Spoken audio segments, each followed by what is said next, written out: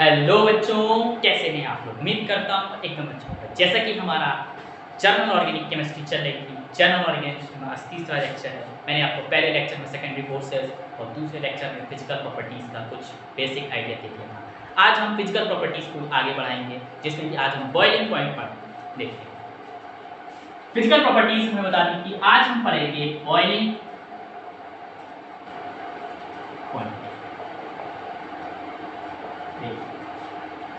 Boiling point क्या होता है? देखिए, मुझे रट्टाफिकेशन नहीं चाहिए।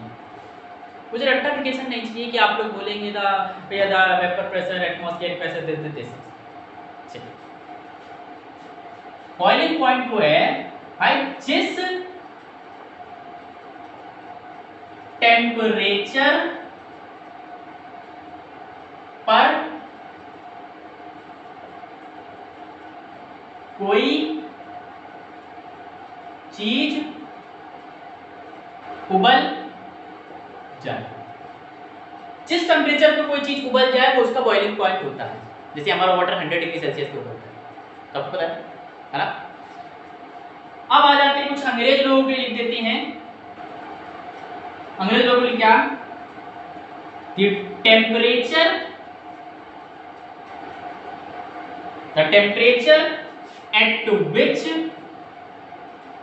the temperature at which vapor pressure of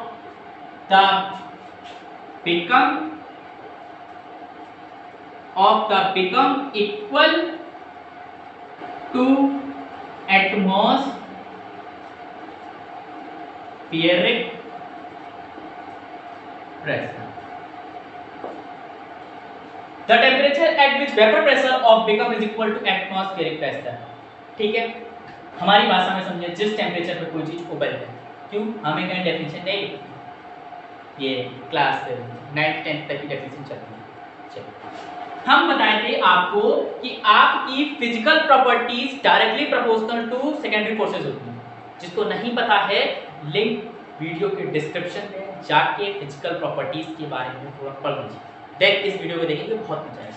तो मैंने बोला था physical properties directly proportional to secondary forces. तो यहां पर पहली फिजिकल प्रॉपर्टीज पढ़ रहे हैं, तो मतलब बॉइलिंग पॉइंट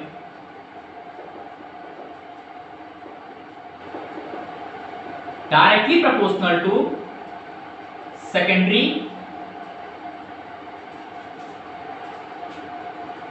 फोर्सेस।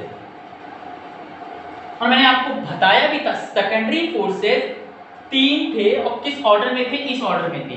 पहले आता है हाइड्रोजन बॉन्डिंग, फिर आएगा आपका डाइपोल इंटरेक्शन, देन फिर आता है वॉन्डर वॉल फोर्स। ये सब शॉर्ट फॉर्म में लिखा। DDI मतलब डाइपोल इंटरेक्शन, VWF मतलब वॉन्डर वॉल फोर्स। ठीक है, इतना। फिर मैंने आपको बताया था कि हाइड्रोजन बॉन्डिंग आर 2 टाइप्स, एक होती इंटर, एक होती इंट्रा। GOC का पहला लेक्चर जाके देखिए, उसमें बताया था हाइड्रोजन बॉन्डिंग के बारे में, इंटर क्या होती है, इंट्रा क्या होती है। तो मैंने बोला था देखो, तो बॉइलिंग पॉइंट BP लिख रहा हूं, बॉइलिंग पॉइंट को शॉर्ट फॉर्म में, directly proportional to 1 upon intra H bonding and directly proportional to inter H bonding.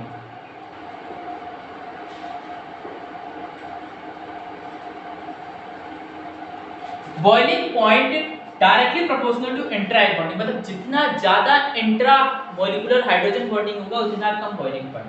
But inter के लिए डायरेक्टली प्रोपोर्शनल होता है, इंट्रा के लिए इनवर्सली, इंटर के लिए डायरेक्टली। जितना ज्यादा इंटर H बॉन्डिंग उतना अच्छा बॉइलिंग पॉइंट। समझ में आया?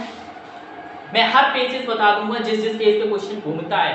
मैं बोला कंपटीशन लेवल तक का क्वेश्चन नहीं छूटेगा इससे।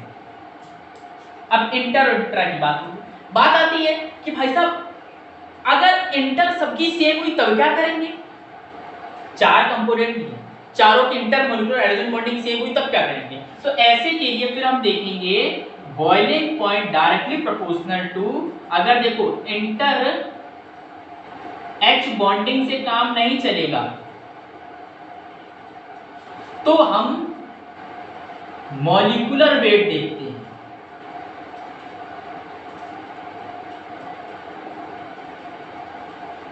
Molecular weight, boiling point directly proportional to molecular wait.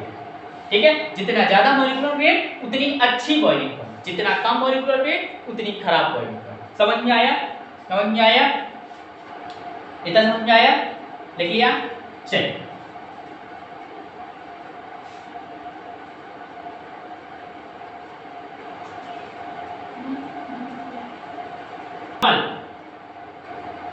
मैंने बोला था ना एग्जाम्पल का, ये HF है, HCl, HBr, HI। पता है किसका बॉइलिंग पॉइंट अच्छा होगा? ये तीन हाइड्रोजन बॉन्डिंग बनाते हैं F1। क्या यहाँ हाइड्रोजन बॉन्डिंग है? नहीं। यहाँ है? नहीं। यहाँ है? नहीं। यहाँ हाइड्रोजन बॉन्डिंग है, तो ये क्या दे रहा है? H bond. तो सबको पता है HF की ज्यादा होगी बॉइलिंग पॉइंट। ये किसका ऑर्डर लिखना है? बॉइलिंग पॉइंट ऑर्डर लिखना है। फिर ये सब मॉलिक्यूलर वेट से देखे जाएंगे। किससे? मॉलिक्यूलर वेट, मॉलिक्यूलर वेट से। मॉलिक्यूलर वेट के अकॉर्डिंग सबसे ज्यादा मॉलिक्यूलर वेट किसका होगा? HI का, आयोडीन सबसे बड़ा होता है, फिर HBr का, फिर HCl का, क्योंकि हाइड्रोजन तो सब में सेम, उससे फर्क पड़ेगा। ठीक है, चलिए आगे चलें, हटा दें। अब देखिए, मैं आपको जो ऑर्गेनिक केमिस्ट्री की जीओसी पढ़ा रहा हूं वो ऐसे, जैसे पहले बॉइलिंग पॉइंट है, तो बॉइलिंग पॉइंट चारों चैप्टर का पढ़ाऊंगा, फिर आपको सॉल्युबिलिटी चार चैप्टर की, देन फिर आपको मेल्टिंग पॉइंट चार चैप्टर। ठीक है, तो अब हम पढ़ने जा रहे हैं आज एल्काइल हैलाइड की boiling point of alkyl halide, मतलब हेलो एल्केन चैप्टर। देखिए, बीपी मतलब बॉइलिंग पॉइंट ऑर्डर है, ब्लड प्रेशर। एल्काइल हैलाइड होता क्या है? ग्रुप RH, जिसमें ये एल्काइल ग्रुप होता है, ये हैलाइड ग्रुप होता है। केस 1, इसमें भी केस है, case 1, when alkyl group is same। जब alkyl group सेम है, मतलब RH मतलब Cl, R, Br, RI, ये तीन है। R तीनों जगह सेम। ठीक है, X क्या हो सकता है आपको पता है ना? F हो सकता है, Cl हो सकता है, Br हो सकता है और I हो सकता है। ये तीनों R सेम। तो बताइए किसका बॉइलिंग पॉइंट क्या होगा? इसका बीपी ऑर्डर मॉलिक्यूलर वेट के अकॉर्डिंग ये होगा, ये होगा, क्योंकि R सेम है, तो फिर आयोडीन सबसे ज्यादा मॉलिक्यूलर वेट, फिर ब्रोमीन होता है, फिर क्लोरीन होता है। Case 2, when halide group is same, GP मतलब ग्रुप होता है, शॉर्ट फॉर्म में लिखा है GP मतलब ग्रुप। ठीक है, तो क्या हो जाएगा? अगर मैं बोलूं CH3 Cl, C2H5Br, C3H7 Cl, और Cl इधर भी रहेगा ना, तो पूछा जाएगा क्या किसका बॉइलिंग पॉइंट अच्छा होगा? बॉइलिंग पॉइंट ऑर्डर, तब भी मॉलिक्यूलर वेट लगेगा, क्योंकि Cl सब में सेम है, तो according to this 3 carbon 2 carbon 1 carbon. समझ में आया? चलिए, इतना समझ में आया? हर टाइप कराएंगे, हर चीज पढ़ाएंगे, दिक्कत ना लीजिए, बोर्ड को आगे तक छोड़ के आएंगे, आग लगा देंगे बोर्ड में। अरे जरा मत। For isomeric alkyl, for isomeric alkyl halide, ये हम सभी आइसोमर के लिए पढ़ेंगे। फॉर ऑल आइसोमेरिक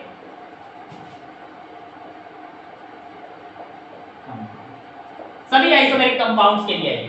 ठीक है, इसके क्वेश्चन समझते हैं।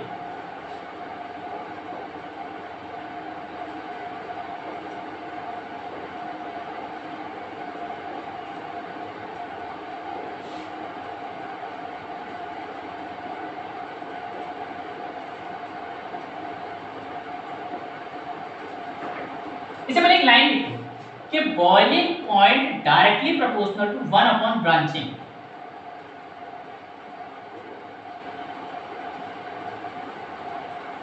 मतलब जितनी ज्यादा ब्रांचिंग उतना अच्छा बॉइलिंग पॉइंट।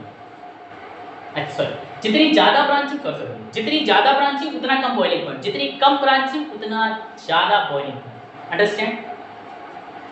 तो इन दोनों में बता दो किसका बॉइलिंग पॉइंट ज्यादा होगा। इसमें ज्यादा ब्रांचिंग, इसमें कम, तो B is greater than A। क्या है बॉइलिंग पॉइंट फॉर्मूला? इधर एक लाइन लिख लो, मोर ब्रांचिंग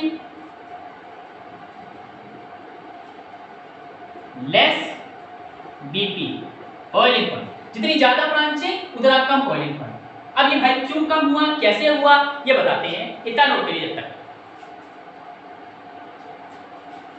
देखिए ब्रांचिंग ज्यादा होने से, देखो ये ब्रांचिंग, ये ब्रांच, ये ब्रांच, ये ब्रांच, ये स्ट्रेट चेन, स्ट्रेट चेन है। ब्रांचिंग जब ज्यादा होगी तो देखो due to branching molecule become spherical shape, molecule एक स्फेरिकल शेप ले रहा है, देखो कुछ इस टाइप में। होती तो चाहिए कार्बन की, पर हम बता रहे हैं कि स्फेरिकल शेप ले रहा है, ठीक। और ये एक स्ट्रेट है। अगर इसके नीचे एक और रखेंगे तो बताओ दोनों में से किसका सरफेस एरिया ज्यादा है? भाई इसमें इतना सा सरफेस एरिया ले रहा है, इसमें इतना सारा सरफेस एरिया ले रहा है। अरे ऐसे समझिए ना, ये दोनों देखो, ये स्फेरिकल स्फेरिकल है, ये दोनों कम सरफेस एरिया ले रहे, और इन दोनों में से जोड़ दे तो ज्यादा सरफेस एरिया ले रहे, तो इनको तोड़ने में ज्यादा ताकत लगेगी है, बेसिक सी बात है इनको। तो इसलिए due to more branching molecule become spherical, then van der Waals force के अकॉर्डिंग स्फेरिकल पे सरफेस एरिया कम होता है, इसके कारण इसका लेस बीपी होता। समझ में आया? कोई पूछे क्यों? भैया due to more branching van der Waals force attraction नहीं हो पाएगा। चले आगे बताएं। चलो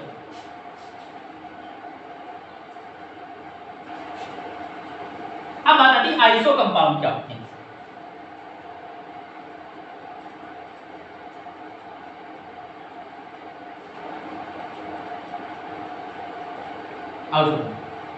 देखो फिर से बोलो, रट्टाफिकेशन मत करना ऑर्गेनिक केमिस्ट्री, और मेरे साथ तो बिल्कुल रट्टाफिकेशन मत करना। आइसोप्रोपाइल को छोड़कर, आइसोप्रोपाइल को छोड़कर किसी में भी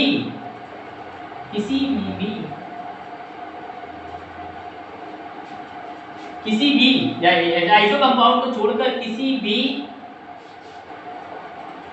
आइसो कंपाउंड में CH3 सेकेंड नंबर के कार्बन पर इधर से या उधर से हो। अब इधर से उधर से क्या? आइसोप्रोपाइल को छोड़कर किसी भी एक आइसो कंपाउंड में अगर सेकंड नंबर पर CH3 है तो वो आइसो कंपाउंड है। कौन से सेकंड नंबर पर? या तो लेफ्ट से चेक कर लो या तो राइट से चेक कर लो। सेकंड नंबर के कार्बन पर अगर CH3 है तो वो आइसो कंपाउंड है। Like example CH3 CH2 CH2 Cl, क्या ये आइसो कंपाउंड है? हाँ, इधर देखिए सेकंड नंबर पर CH3, इसका नाम क्या है? Iso butyl chloride. अंडरस्टैंड? 1 2 3 4, 1 2 3 4 सिर्फ 5 है। आइसो पेंटाइल क्लोराइड, 5 बन गए ना, 1 2 3 4 5। एक ये ले लो एग्जांपल,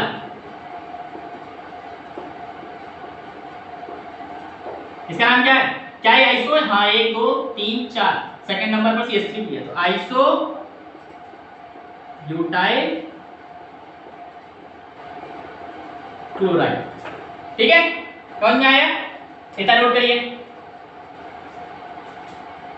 नोट करा? चलिए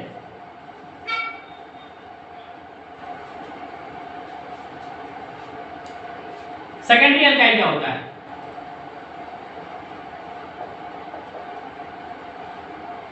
सेकेंडरी अल्काइल क्या होता है?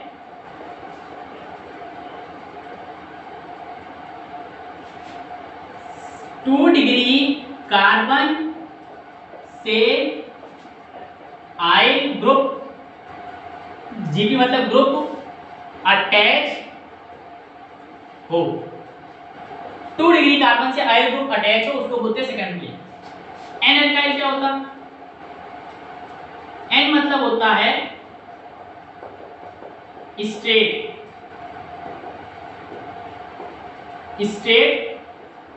चेन। इसका मतलब क्या? In this type.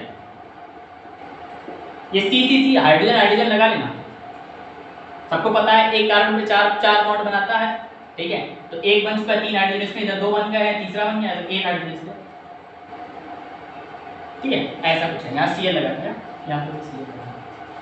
मान लिया ये क्या है? ये है एन ब्यूटाइल क्लोराइड। तो 3 4 है ना, एन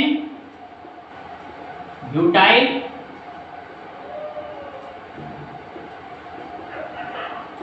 क्लोराइड। ये एन मतलब एक straight chain. Tartary alkyl halide क्या होता है? Tartary alkyl group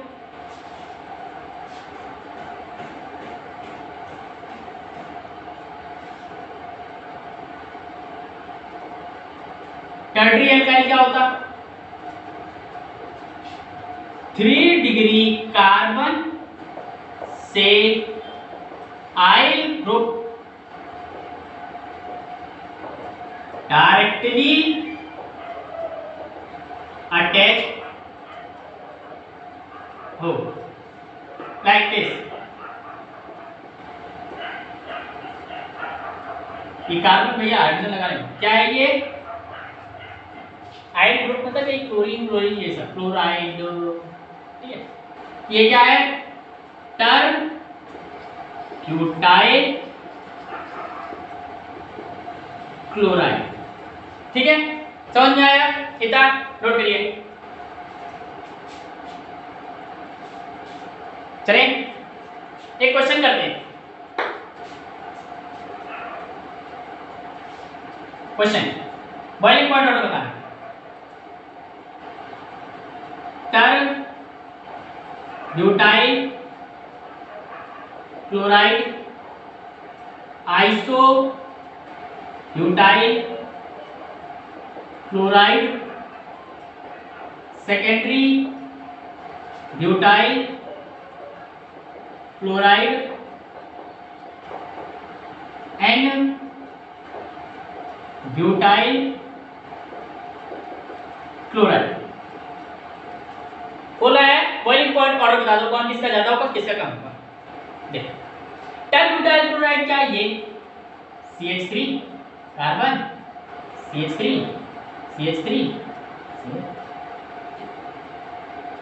isobutyl chloride का CH3 CH3 आइसो मतलब सेकंड नंबर पर CH3, यहां पर CH3 लगाया, यहां पर एक अच्छा है, ठीक है ना? सेकेंडरी ब्यूटाइल क्लोराइड का 2 डिग्री कार्बन पर, तो 2 डिग्री कार्बन तो यही है, डायरेक्टली 2 कार्बन इसी का अटैच है। एन ब्यूटाइल क्लोराइड क्या होगा? ये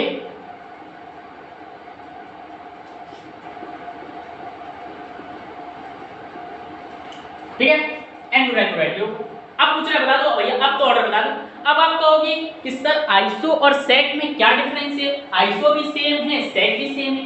आइसो और सेक में क्या डिफरेंस है? आइसो भी सेम है, सेक भी सेम है। तो मैं बता दूं एक एक्सपेरिमेंट के अकॉर्डिंग सेकेंडरी फेल हो गया था, आइसो जीत गया था। तो आप आइसो को आगे रखेंगे और सेकेंडरी को पीछे रखेंगे। एक्सपेरिमेंट में क्या था कि सेकेंडरी 320 डिग्री केल्विन पर वो हुआ था बॉइल, और आइसो 325 डिग्री केल्विन पर हुआ था, इसलिए आइसो का बॉइलिंग पॉइंट ज्यादा होता है एज कंपेयर टू सेकेंडरी। ये इंपॉर्टेंट है, लिख लो। अब इसको देखो, boiling point inversely proportional to branching होता है, मतलब boiling point directly proportional to 1 upon branching होता है ना, अभी बताया था BP 1 अपॉन ब्रांचिंग होता है। तो ब्रांचिंग इसकी सबसे कम, तो इसका बॉइलिंग पॉइंट सबसे ज्यादा।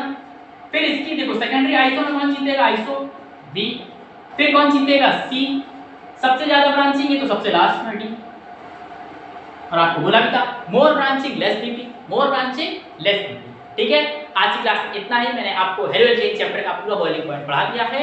नेक्स्ट क्लास में हम आपको अल्कोहल का बॉइलिंग पॉइंट पढ़ाएंगे। तब तक के लिए ओके बाय।